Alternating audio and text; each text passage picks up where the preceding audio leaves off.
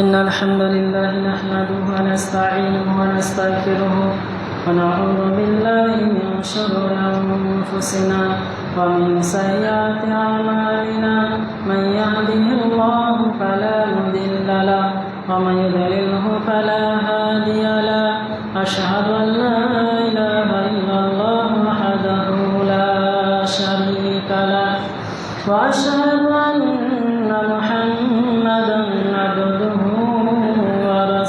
ورسوله أما بعد فإن خير الحديث كتاب الله وخير الهدي هدي محمد صلى الله تعالى عليه وسلم وشر الأمور محدثاتها وكل محدثات بدعة وكل بدعة ضلالة وكل ضلالة في النار. أعوذ بالله من الشيطان الرجيم. بسم الله الرحمن الرحيم. قاف القرآن المجيد بل عجبوا أن جاءهم منذر منهم فقال الكافرون هذا شيء عجيب وإذا متنا وكنا ترابا ذلك رجع بعيد قد علمنا ما تنقص الأرض منهم وعندنا كتاب حفيظ.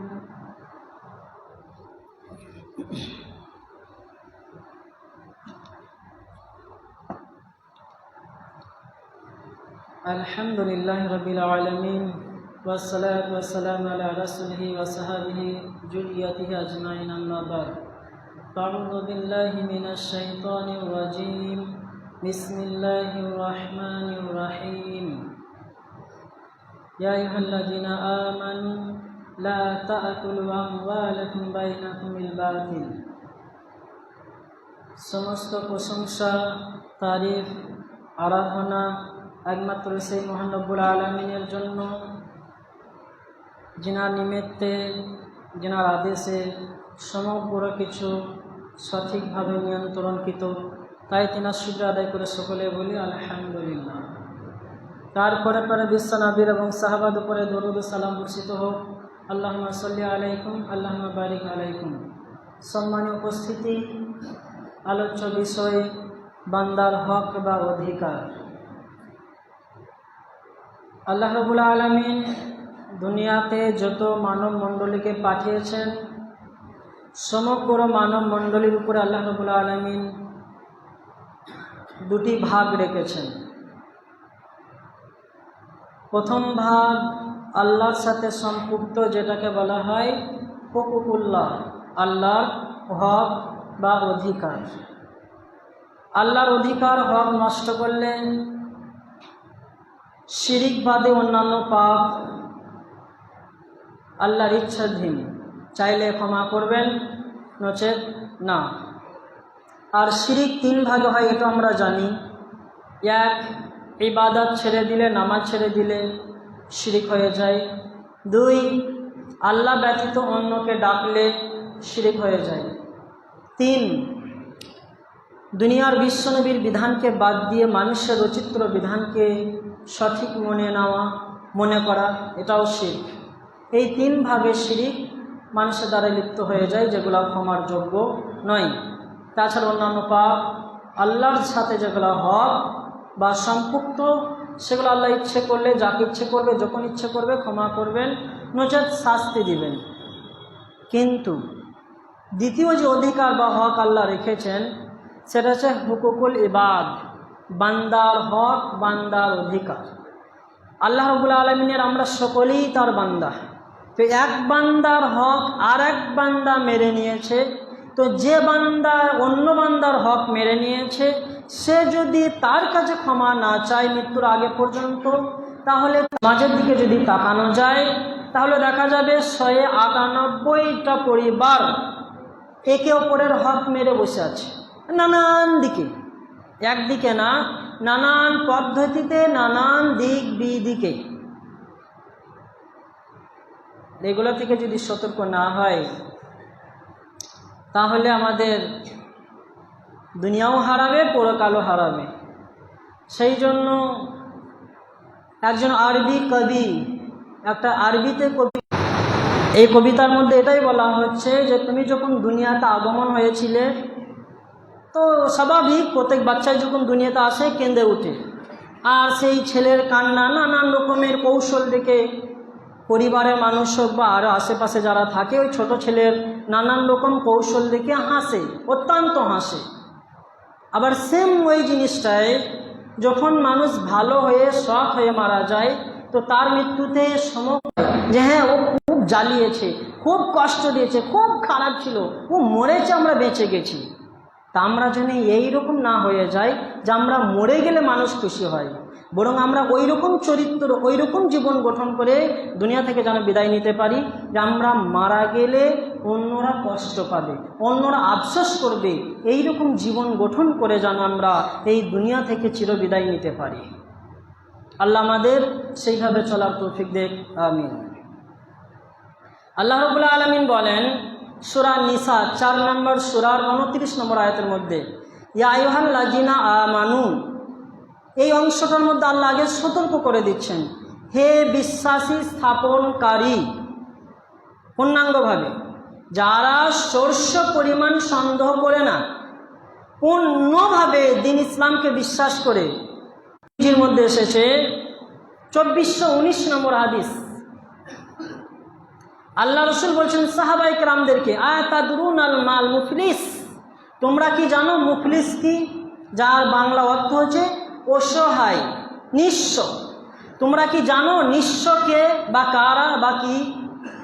না, সে নিঃস্ব বা সে অসহায় নয়, বরং আল মুফলিস, নিঃস্ব অসহায় হচ্ছে ওই মিন উম্মতি ইয়াতি ইয়াউমাল কিয়ামা, আমার উম্মতের মধ্যে কিছু মানুষ কিয়ামতের দিনে আসবে বিসসালাতি ওয়া সিয়ামি ওয়া যাকাত, আরো অন্যান্য আমাল নিয়ে কিয়ামতের ময়দানে আল্লাহর সম্মুখে হাজির হবে, আর সাথে করে আরো কিছু জিনিস আনবে। সেগুলা কি? ওয়া কাযাফা ওয়া যালামা ওয়া সাকাফা, জুলুম আনবে সাথে করে আঘাত আনবে, সাথে করে হক আনবে, আর অন্যান্য জিনিস, মানে দুনিয়া ঘর বাড়ি ইত্যাদি ভক্ষণ করে নিয়েছে, জবরদখল করে নিয়েছে, কাউরির বিচার করেছে, অন্যায় বিচার করেছে, ন্যায় বিচার করে নাই, এই নানান রকম জুলুম অত্যাচার নিয়ে সে হাজির হবে। তারপরে যাদের সাথে যেভাবে অন্যায় করা হয়েছে, তাদের অন্যায় করা হয়েছে ওকে পরিশোধ করা হবে।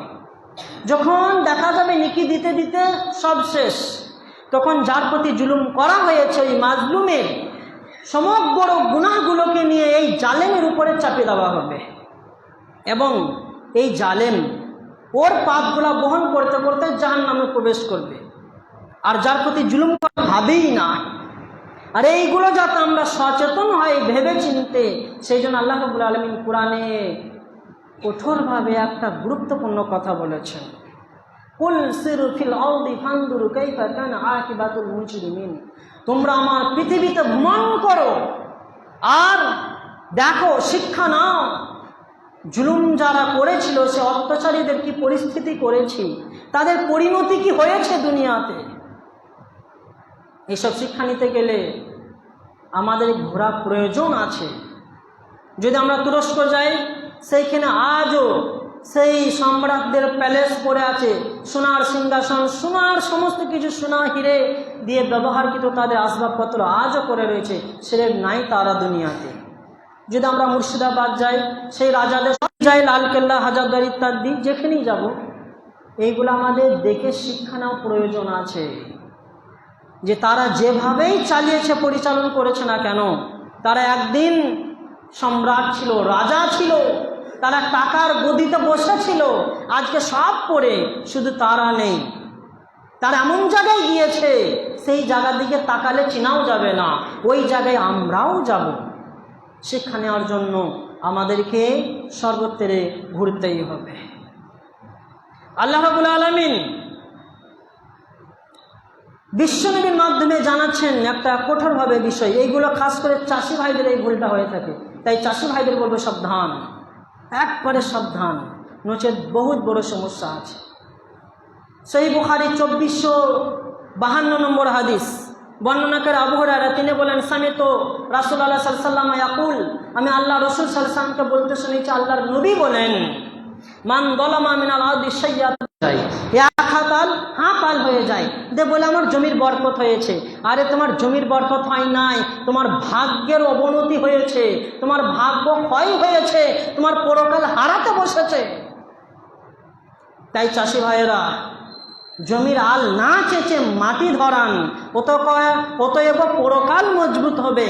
আর মাটি ছাড়িয়ে জমি চাঁচলে পরকাল হারাবে, দুনিয়া মজবুত হবে কিন্তু পরকাল হারাবে। তাই কোনো জ্ঞানী গুণী মানুষ, আল্লাহর প্রেমিক, বিশ্বনবীর প্রেমিক, পরকাল জেনে বুঝে হারাতে পারে না।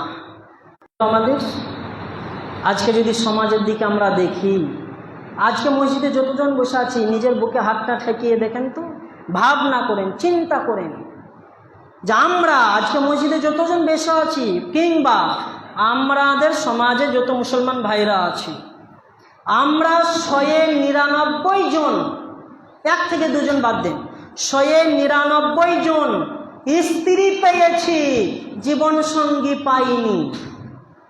কথা বুঝতে পারলেন? স্ত্রী পেয়েছি, জীবন সঙ্গী।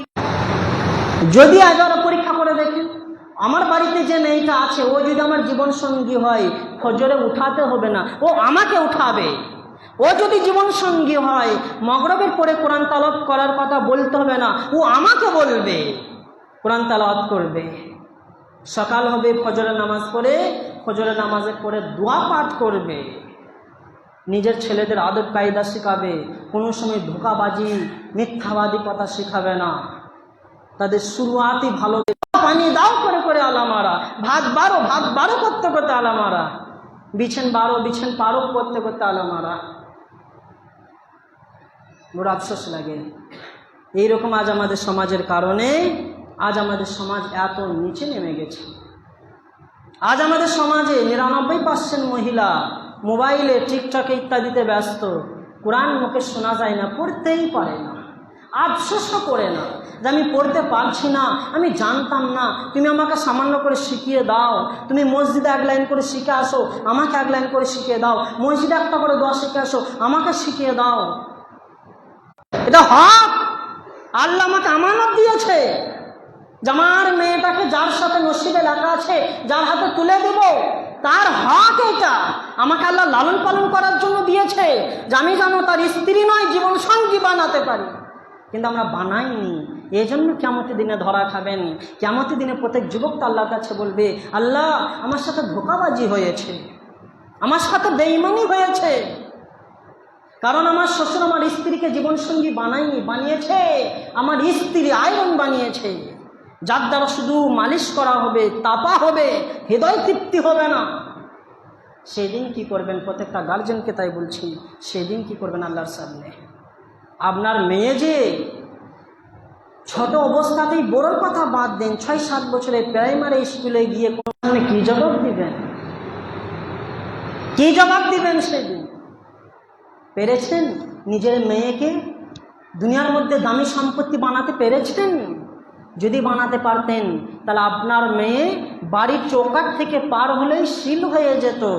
আমরা দোকানে 50 পয়সার চকলেট কিনে নিয়ে এলেও সেটা সিল থাকে, কোনো পিঁমড়ে কোনোকে আক্রমণ করতে পারে না। ওই চকলেটটা এই কেরি থেকে মুক্ত করে জমিনে ফেলে দিলে আপনি নিজেই খাবেন না, তাহলে আপনার মেয়েকে 50 পয়সার চকলেটের মূল্যও দিতে পারলেন না, তার থেকে নিচে নামিয়ে দিলেন। আপনি হচ্ছেন মুফলিস। কিয়ামতের দিন আপনি ধরা খাবেন। বুকে হাত দিয়ে বলেন তো, চিন্তা করেন তো, আপনার স্ত্রীর মুখে কোরআন শুনতে পেয়েছেন? আপনার স্ত্রীর মুখে বরকতের দোয়া শুনতে পেয়েছেন? যে সকাল হলে আপনার স্ত্রী পাঠ করছে বিসমিল্লাহিল্লাযী লা ইয়াযুররু মা ইসমিহি শাইউন ফিল আরদি ওয়ালা ফিস সামাই ওয়া হুয়াস সামিউল আলিম। যে দোয়া পাঠ করলে সারাদিন শয়তান আক্রমণ করবে না, যে দোয়া পাঠ করলে সারাদিন সাপ বিচ্ছু ইত্যাদি আপনার পরিবারের দংশন করবে না, আপনার ছেলে আক্রান্ত হবে না, আপনার ছেলেকে শয়তান ধরবে না, আপনার স্ত্রীর মুখ থেকে শুনতে পেয়েছেন সকালে বা সন্ধে?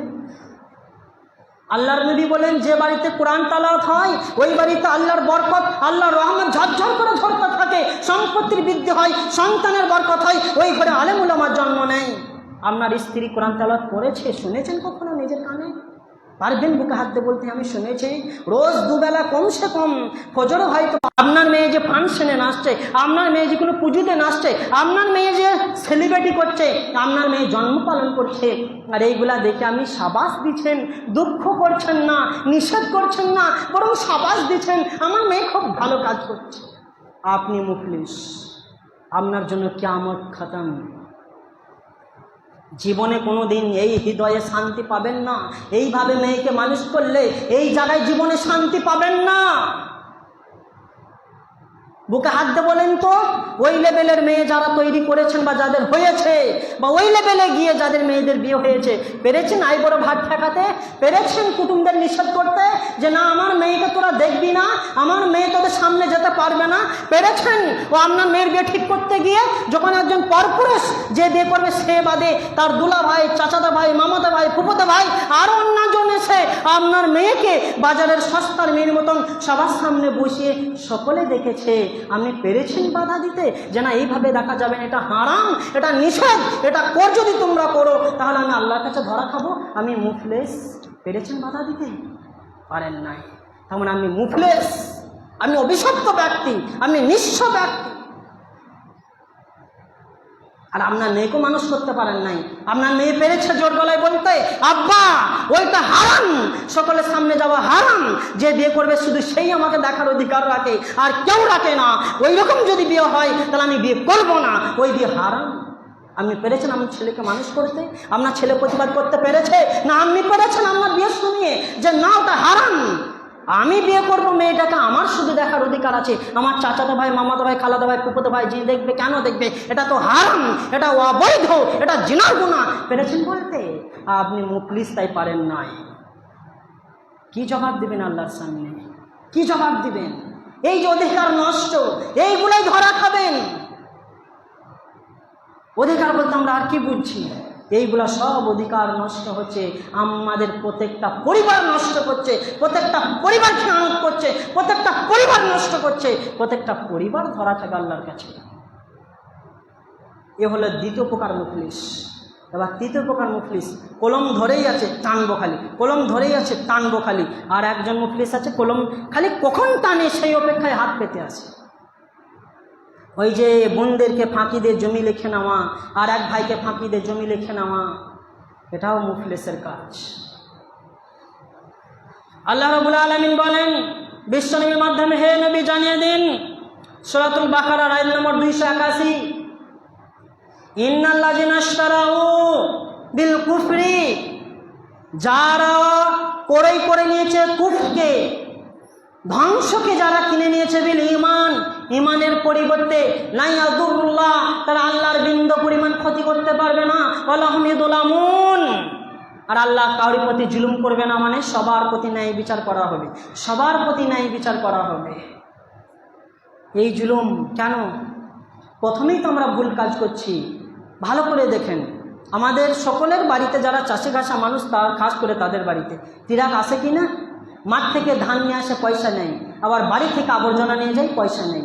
তা আমরা আমাদের মেয়েদের যেন আবর্জনা না বানাই, আমাদের মেয়েদেরকে যেন আল্লাহর নবীর হাদিস অনুযায়ী বানাই। আল্লাহ নবী কি বলছেন? ইন্না দুনিয়া কুল্লাহা মাতাউন ওয়া খায়রু মাতা'দ দুনিয়াল মারাতু সালেহ, সারা পৃথিবী সম্পত্তি, তার থেকে দামি সম্পত্তি একজন পর্দাশীল পরেশগারী স্ত্রী, একজন পর্দাশীল পরেশগারী স্ত্রী।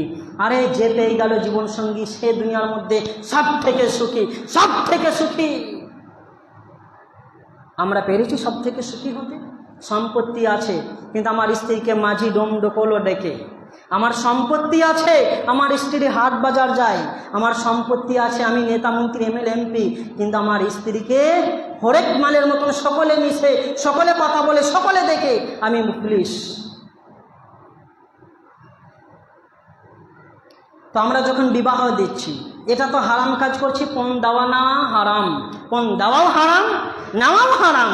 আবার মিষ্টি ভাষায় প্রত্যেকটা গার্জেন আবার বলছে, আমার মেয়েকে মানুষ করেছি, আমার মেয়েকে খুশি হয়ে একটা গাড়ি দিলাম জামাইকে, আমার মেয়েকে খুশি হয়ে একটা খাট দিলাম শুতে, একটা শোকেস দিলাম, একটা আলমারি দিলাম। দেন, সমস্যা নেই, খুশি হয়েই দেন, আপনাকে দুঃখ হয়ে দিতে হবে না। কিন্তু আপনার মেয়েকে বিয়ের পরে দিলেন বা যেভাবেই দিলেন, একটা খাট দিলেন প্রায় মিনিমাম 40,000 টাকার, একটা শোকেস দিলেন 20,000 টাকার, একটা গাড়ি দিলেন 1.5 লাখ টাকার মিনিমাম, একটা মেয়েকে 5 লাখ টাকার মাল দিলেন। ওই যেদিন মেয়েকে বিদায় করে 5 লাখ টাকার মাল দিলেন, ওই দিনই আপনার ছেলের জন্য 10 লাখ টাকার মাল সঙ্গে সঙ্গে বুঝিয়ে দেন। এর নাম ফারায়েজ, এর নাম অধিকার, এর নাম হক। তারপরে যা আছে আপনার মরার পরে আপনার মেয়ে পুনরায় পাবে 3-এর 1 অংশ। কয়? 3 ভাগের 1 ভাগ। আপনার ছেলেরা পাবে 3 ভাগের 2 ভাগ। আর আপনার ছেলে নেই, শুধু মেয়ে আছে, আর আপনার ভাইপোরা আছে, আপনার মেয়ে পাবে হাফ। আর হাফ পায়ের মধ্যে 6-এর 1 অংশ আপনারা স্বামী স্ত্রী পাবেন, আর 6-এর 4 অংশ আপনার ভাইপোরা পাবে। বাহ! আজ আমাদের সমাজে 99% ব্যক্তি নিজের ভাইপোকে বঞ্চিত রেখেছে, মেয়ের নামে সব টেনে দিয়েছে, মেয়ের নামে সব টেনে দিয়েছে। আরে মেয়ের নামে না, আপনার ভাগ্য টেনে দিয়েছেন, আপনি জাহান্নাম কিনে নিয়েছেন, জান্নাত হারিয়েছেন। সাবধান, যার যা হক, যার যে অধিকার, তাকে তাই দিতে হবে, চুল পরিমাণ কম বেশি করা যাবে না। আর লেখার অধিকার পৃথিবীর কোনো মানুষকে আল্লাহ দেয়নি। লেখে দেওয়া, বেঁচে থাকতে লেখালেখি হারাম, হারাম, পাক্কাভাবে হারাম, কেউ লিখতে পারবে না। আপনি মরে যাবেন, চলে যাবেন, আপনার রেখে যাওয়া সম্পত্তি, আপনার ঋণ তিন আছে, পরিশোধ হবে, আপনার কাফন দাফন হবে, তারপরে যেটা বাঁচবে সেটা যে যার অধিকার সে সেটা বুঝে নিবে। যদি পরকালে বাঁচতে চান তাহলে কলম টানেন না। যদি কেউ ভুল করে টেনেছেন, আজই মসজিদ থেকে বেরিয়ে গিয়ে তওবা করে যার যা অধিকার তাকে বুঝিয়ে দেন। আজই কোর্টে যে কেস করেন, আমি ভুলবশত ব্রেন ঠিক ছিল না, জ্ঞান হারিয়ে কলম টেনেছি, আমি আমার বুঝতে পেরেছি ভুল, কলম আবার ঘুরিয়ে নেন, সম্পত্তি ঘুরিয়ে নেন, নাহলে পরকাল হারাবেন আর ওই গুনার মাপ নেই। সেদিন আমি হবেন অসহায়। এই পর্যন্তই, আরও অন্যান্য রয়েছে ইনশাআল্লাহ, পরে আবার হবে। আল্লাহর কাছে দোয়া করি, হে আল্লাহ আমরা যেন সকলের হক আদায় করতে পারি। আমরা এইভাবে চলাফেরা করব যে আমার 1 কাঠা জমি যেন কাউরির কাছে থাকুক, আমার 10 টাকা যেন কাউরির কাছে থাকুক, কিন্তু কাউরির জিনিস যেন আমার কাছে না থাকে, তাহলে পরকাল হারাতে হবে। আল্লাহ আমাদের সঠিক বুঝার তৌফিক দেন, আমিন। হে আল্লাহ যারা মারা গিয়েছে তাদের তুমি কবরে আযাব থেকে নাজাত দাও, যারা অসুস্থ আছে তাদের সুস্থতা দান করো, যারা পথভ্রষ্ট তাদের তুমি সঠিক পথে হেদায়েত দাও। হে আল্লাহ তুমি সকলকে রহম করো, দয়া করো। হে আল্লাহ যারা জুলুমের শিকার, তোদের তুমি ইমানকে মজবুত করো, জালেমদের তুমি নিস্তে নাবুদ করো, ধ্বংস করো, নচেত হেদায়েত দাও, আমিন। সুবহানাকা আল্লাহুম্মা ওয়া বিহামদিকা আশহাদু আল্লা ইলাহা ইল্লা আনতা ওয়া আস্তাগফিরুকা ওয়া আতুবু ইলাইক। ইয়া আইয়ুহাল্লাযীনা আমানু সাল্লু আলাইহি ওয়া সাল্লিমু তাসলিমা। আল্লাহুম্মা সাল্লি আলা মুহাম্মাদ ওয়া আলা আলি মুহাম্মাদ কামা সাল্লাইতা আলা ইব্রাহিম ওয়া আলা আলি ইব্রাহিম ইন্নাকা হামিদুম মাজিদ। আল্লাহুম্মা বারিক আলা মুহাম্মাদ ওয়া আলা আলি মুহাম্মাদ কামা বারাকতা আলা ইব্রাহিম ওয়া আলা আলি ইব্রাহিম ইন্নাকা হামিদুম মাজিদ। সুবহানা রাব্বিল ইজ্জাতি আম্মা ইয়াসিফুন ওয়া সালামুন আলাল মুরসালিন ওয়া আলহামদুলিল্লাহি রাব্বিল আলামিন।